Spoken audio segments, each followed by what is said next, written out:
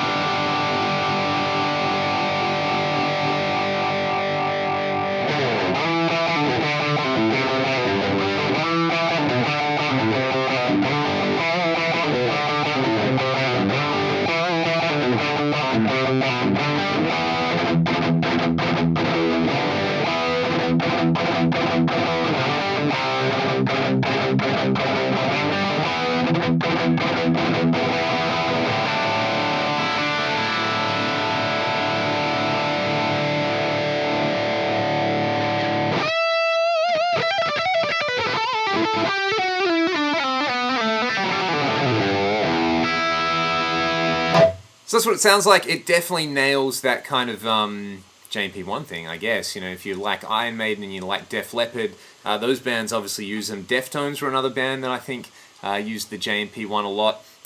There is another set of JMP1 models, which apparently the knobs more accurately match what the real thing does. But I actually like the Brit Pre the most. I think as a standalone amp model, it's kind of got this modified JCM 800 thing about it. It's nowhere near as bright, and it doesn't have any of those kind of like ear-piercing frequencies that the 800 has. It's like smoother and ballsier, and yeah, I think it sounds really good. There's also these JM Pre models, which model the various modes in the JMP1. Basically the OD1 mode with and without the deep switch.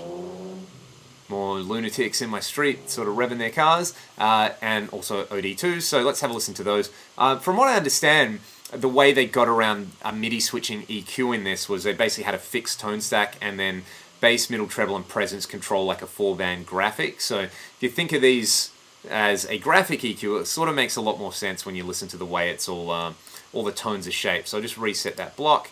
Stock setting.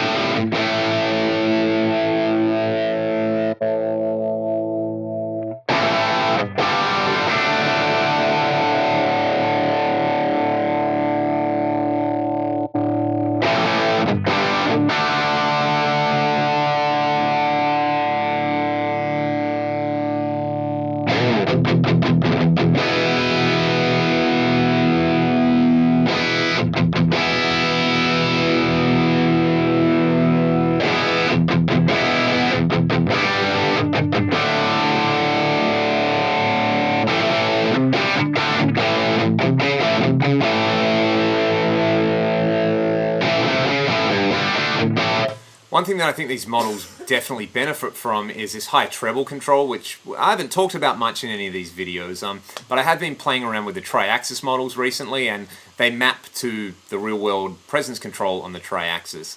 I don't know what they map to here, if anything, but I think it sounds really good, because particularly this mode is quite dark. I think out of all of those, just a straight-up OD1 for like a rock thing, I really like.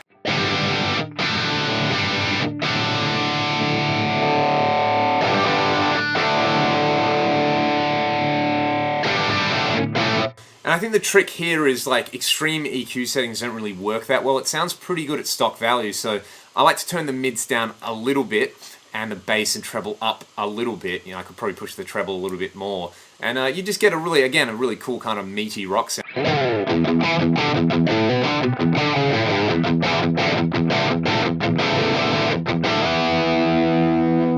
And if you want more of the preamp kind of sound coming through, turn the master down, compensate with a level, and turn the gain up. And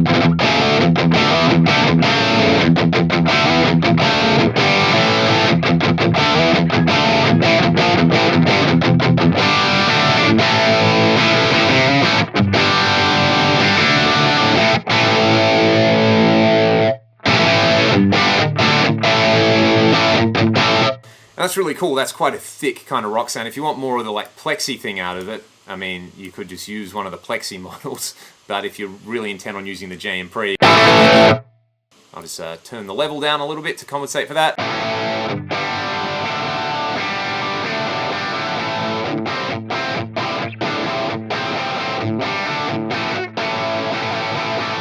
And I think that sounds a little bit closer to like the Brit 800 kind of models. So that's the Brit Pre and the JM Pre models. They're really cool. Let's have a look at some non-Marshall amps that sound really good. One of my favorites at the moment is the Friedman Small Box. I talked about the Dirty Shirley in another video. The Small Box is, you know, it's Van Halen in a box. At stock settings with this own hammer impulse response.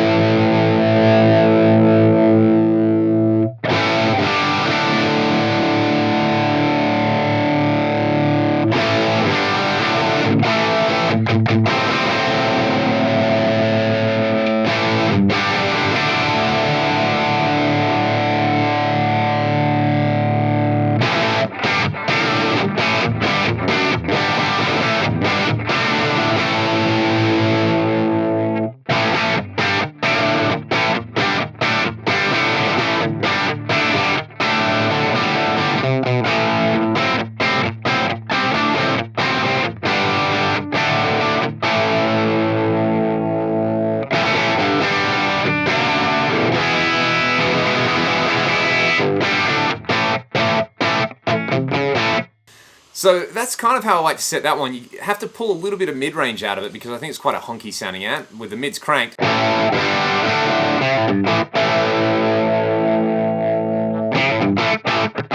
You get like a sort of nicer, more percussive attack going on with it, and you can crank the treble and you can crank the presence with this one. What I find cool with this amp is if you turn the master down and you really push the input drive, you kind of get a 5150 sort of thing out of it. It's got that secret trick up its sleeve.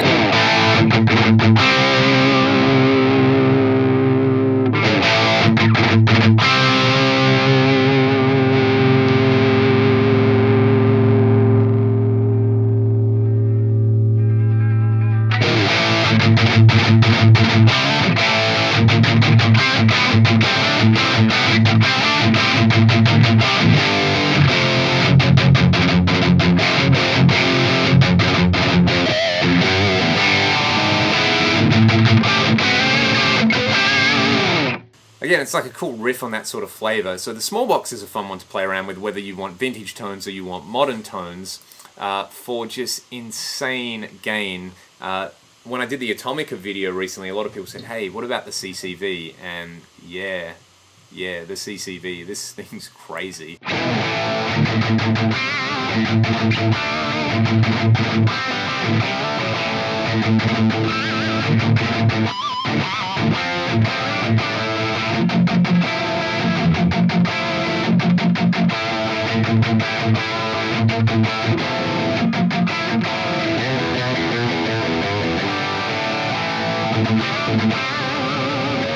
Just at stock settings, again, that is very close to my ideal for a modded Marshall kind of sound. There are a couple of different modes here. So the real amp has, I think, 2 different bright switches. I've got a Stereotone Son of Yeti, which has a similar thing, and I really like the bright switches both to the left. So from memory, I think the CCV2A and 2C are modeled with both kind of bright switches to the left. And they kind of have a similar crack going on. Here's 2A.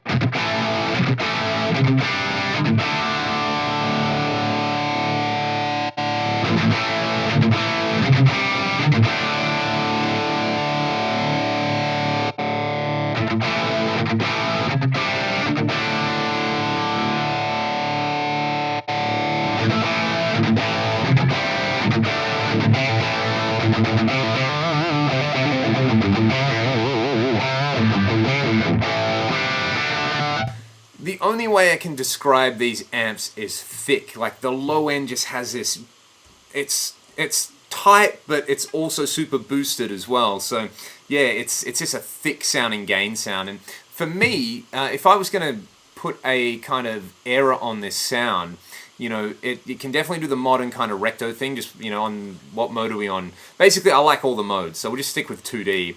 And you pull some mid-range out and add a little bit of presence. This is pretty chunky.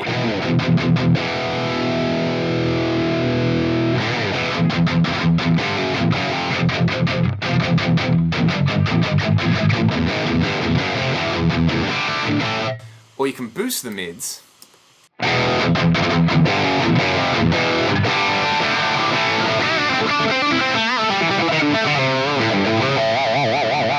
Which is pretty sweet as well. This amp, I think, if you wanted to get the like Nuno Betancourt porno graffiti tone that he's infamous for, this is the amp that I would use. It's just got this kind of like really nice controlled low end, but it's got a big low end, like I said, big but controlled, with plenty of hair, but it's not like that sort of grainy, fizzy, undesirable stuff. It's just got it going on.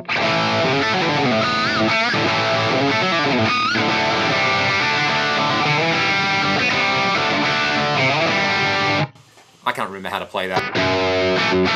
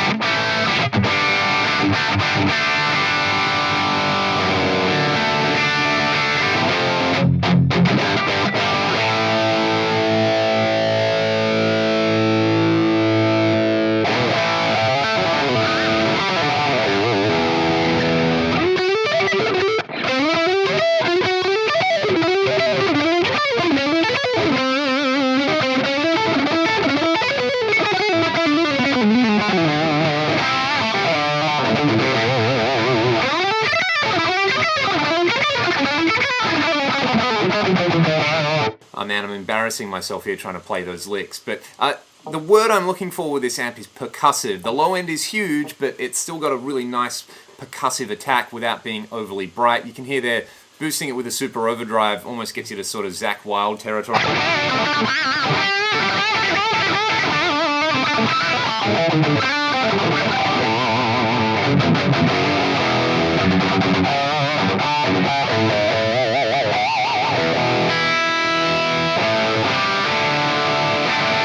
So that one's definitely a favorite. It sort of instantly sounds good, and no matter how much you tweak it, it doesn't have like a huge tonal variation. It sort of just like does what it does, you know.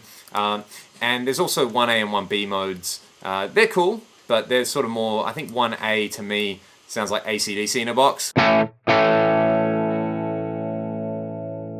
Sounds nothing like AC/DC. I don't know what I'm thinking of. 1B maybe?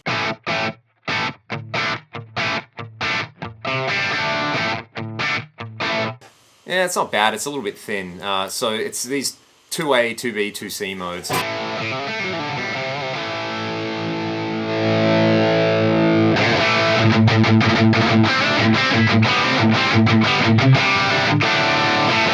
If you want more of a modern thing, obviously turn the master down. I think 2B I was playing around with earlier. Turn the master down, turn the level up quite a bit. Obviously there's this saturation drive which you can play around with, and pull the mids out, boost the bass, give it a bit of a pre-boost with the SD1, yep.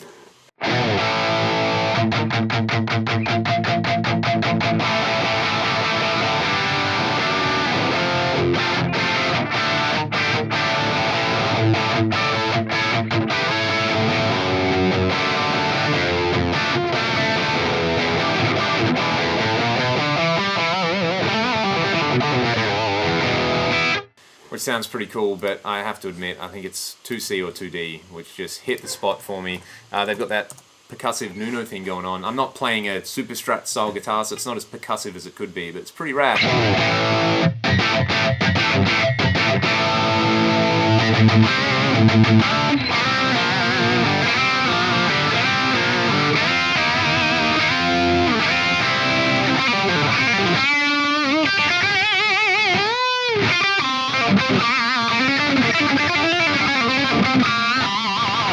I apologize for my really poor Nuno imitation there. One last amp that I think gets overlooked a little bit is this Captain Hook.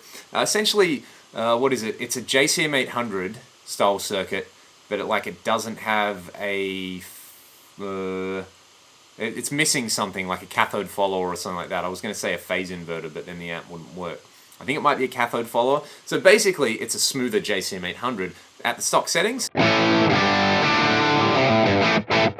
Which, yeah, it's got that JCM 800 kind of thing going on, but, you know, it's not like ear-piercing in the high end. So what you can do, which is nice, is you can actually turn the presence and the treble up on this amp.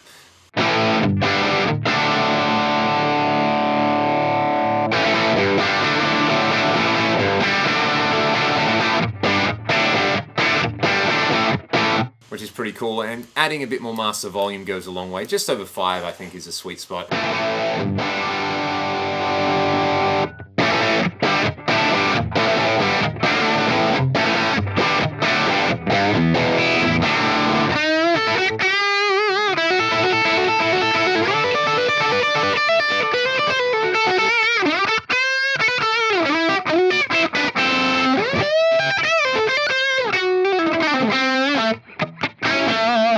So that's a cool one if you like the 800 kind of thing. I mean, really, with Marshall stuff, it's like you either want the Plexi thing, or you want the JTM 45 Bluesbreaker thing, or really, you want the 800 thing, either with or without an insane amount of gain. So these amps all kind of cover that, I guess, the 800 sort of territory. The small box has the modded Plexi thing going on. But yeah, there's... I'm probably going to have to make another video because someone's going to suggest a thing and go, hey, have you tried this amp? Hey, have you tried that? But I think between the Captain Hook, which is probably the most traditional out of all of these, and the CCV, which is probably the most modded sounding kind of Marshall in there, that gives you a good idea of the whole spectrum of what's going on. So I hope you guys enjoyed this video. I'm sure there will be more parts to come, and I will keep you posted when there are. Please weigh in if there's any amps that I've missed or any tones you want me to have a crack at. Let me know, and the Marshall series will roll on again. Dig it, hit subscribe, see you around. How the hell do I play this damn lick?